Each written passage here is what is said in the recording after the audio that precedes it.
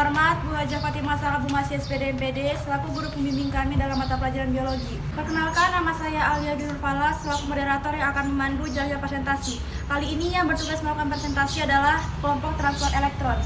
Sebelum itu, saya akan memperkenalkan nama anggota kelompok saya. Yang pertama ada Ega Fitria, Rifa, Masyarakat Kotoni, Bulan Lestari, Raisa Sahra Madani, dan Regina Putri Anjani selaku kameramen kami. Pada presentasi kali ini, kami akan menjelaskan apa itu transport elektron, bagaimana proses perubahan FADH2 dan NADH menjadi ATP, apa itu FADH2 dan NADH2, mengapa FADH2 dan NADH2 menjadi ATP perlu diubah menjadi ATP. Untuk mengefisienkan waktu, langsung saja kami mulai presentasi ini. Kepada teman saya persilakan. Baiklah, di sini saya akan menjelaskan apa itu transport elektron. Sistem transport elektron merupakan satu dari 4 tahapan yang terjadi pada respirasi aerob dengan 3 tahapan lainnya, yaitu glikolisis, dekarboksilasi oksidatif, dan siklus Krebs. Pada akhir proses, transport elektron dihasilkan produk berupa energi ATP, di mana hasil akhir transport elektron berupa 34 ATP. Selain energi ATP, hasil akhir transport elektron juga berupa produk 6H2O. Transport elektron atau transport elektron merupakan proses produksi ATP, energi dari NADH dan FADH yang dihasilkan dalam glikolisis dekarboksilasi oksidatif yang siklus Krebs. Transport elektron terjadi di membran dalam mitokondria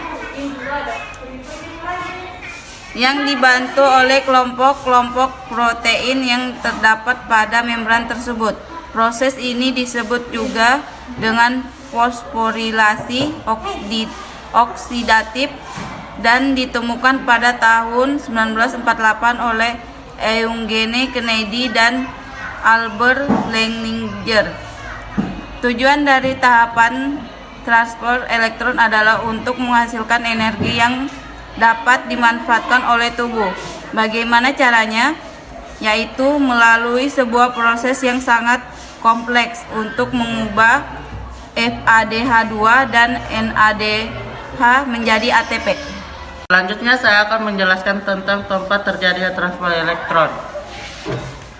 Pada bagian awal sudah disinggung bahwa tempat transport elektron terjadi pada bagian sel yang disebut mitokondria. Sel adalah kumpulan materi paling sederhana yang menjadi unit struktural dan fungsional terkecil menyusun makhluk hidup. Salah satu materi penyusun sel adalah mitokondria. Bagaimana jenis sel ini dapat ditemukan pada sel hewan dan sel tumbuhan. Mitokondria tersusun atas beberapa bagian meliputi membran luar, membran dalam kristal, dan matriks mitokondria. Proses transport elektron berlangsung pada mitokondria, tepatnya pada bagian membran dalam mitokondria atau kristal. Bagian membran dalam mitokondria tersusun atas fosfolipid bilayer, koenzim Q, sitokrom C,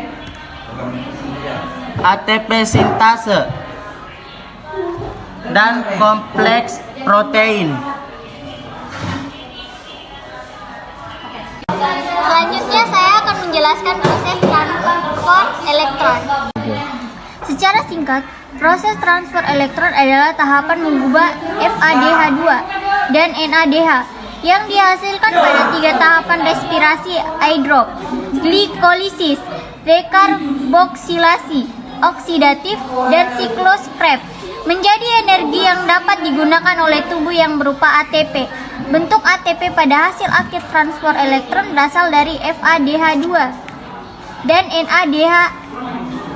NADH adalah singkatan dari nikotinamida adenosin nukleotida hidrogen, yaitu bentuk koenzim aktif dari vitamin B3 berupa sebutan bagi molekul NAD+ yang tereduksi dengan nambah satu atom hidrogen. NADH juga merupakan salah satu bentuk energi yang belum dapat digunakan oleh tubuh. Saya akan melanjutkan penjelasan dari proses transfer elektron. Baik, FADH2 dan NADH2 pada hasil akhir transfer elektron adalah bentuk energi yang belum dapat digunakan oleh tubuh. Agar dapat digunakan oleh tubuh, kedua molekul tersebut diubah menjadi ATP, adenosin trisfosfat. Selanjutnya, ATP ini akan menjadi bentuk energi yang dapat digunakan tubuh dalam melakukan berbagai aktivitas. Perubahan FADH2 dan NADH2 terjadi pada tahapan transfer elektron respirasi aerob. Ada dua molekul yang diubah menjadi ATP pada tahapan transfer elektron, yaitu FADH2 dan NADH2. FADH2 merupakan singkatan dari flavin adenin dinukleotida, adalah salah satu bentuk energi namun berupa energi yang belum dapat digunakan oleh tubuh. FADH2 merupakan kofaktor redoks yang dibuat selama siklus Krebs dan digunakan selama bagian terakhir dari respirasi rantai transfer elektron. Fungsi dari FADH2 adalah sebagai kurir elektron dalam rantai transfer elektron. Saya akan menjelaskan proses perubahan NADH menjadi ATP. Proses yang terjadi pada tahapan transfer elektron diawali dari NADH diuraikan menjadi NADH+, yang membuat elektron hasil dari reaksi maka masuk ke kompleks protein 1, kemudian dikirim ke koenzim Q. Saat elektron melewati kompleks protein 1 akan dikeluarkan satu atom hidrogen. Elektron dari koenzim Q dibawa melewati kompleks protein 3 ke sitokrom C. Saat melewati kompleks protein 3 akan dikeluarkan satu atom hidrogen. Kemudian dari sitokrom C, elektron akan dibawa ke matris mitokondria melalui kompleks protein 4. Saat elektron melewati kompleks protein 4 akan mengeluarkan satu hidrogen lagi. Setiap ion hidrogen yang dihasilkan akan dibawa masuk ke dalam matris mitokondria melewati ATP sintase. Setiap satu atom hidrogen yang masuk akan mengubah satu ADP menjadi satu ATP. Kemudian elektron akan bereaksi dari ion hidrogen dan ditangkap oleh oksigen dan menghasilkan molekul air atau H2O. Oksigen berperan sebagai akseptor elektron atau penangkap elektron. Jumlah ion hidrogen yang dikeluarkan berjumlah 3 sehingga akan membentuk 3 ATP untuk setiap perubahan satu molekul NADH. Pada akhirnya, untuk setiap satu NADH menghasilkan 3 ATP. Saya akan menjelaskan tentang proses perubahan FADH menjadi ATP. Pertama, FADH diuraikan menjadi FAD+, kemudian elektron masuk ke dalam kompleks protein 2, kemudian ke koenzim Q, dan berikutnya ke sitokrom C. Lewati kompleks protein 3, dikeluarkan satu ion hidrogen. Berikutnya, elektron dari sitokrom C dibawa ke matriks mitokondria melalui kompleks protein 4. Pada saat melewati kompleks protein 4, juga dikeluarkan satu atom hidrogen. Setiap atom hidrogen yang berbentuk kemudian akan masuk ke ATP phase yang mengubah ADP menjadi ATP.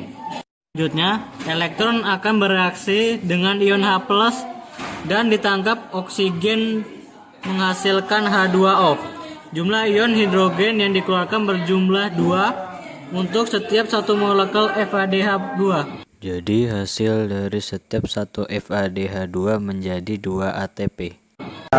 Disinilah air dari respirasi aerob molekul glukosa. Respirasi ini akan menghasilkan energi sebanyak 36-38 ATP dengan hasil air berupa CO2 dan H2O yang akan dikeluarkan dari tubuh sebagai zat sisa. Respirasi satu molekul glukosa dengan 6 atom C ketika mengalami respirasi aerob akan melepaskan 6 molekul CO2.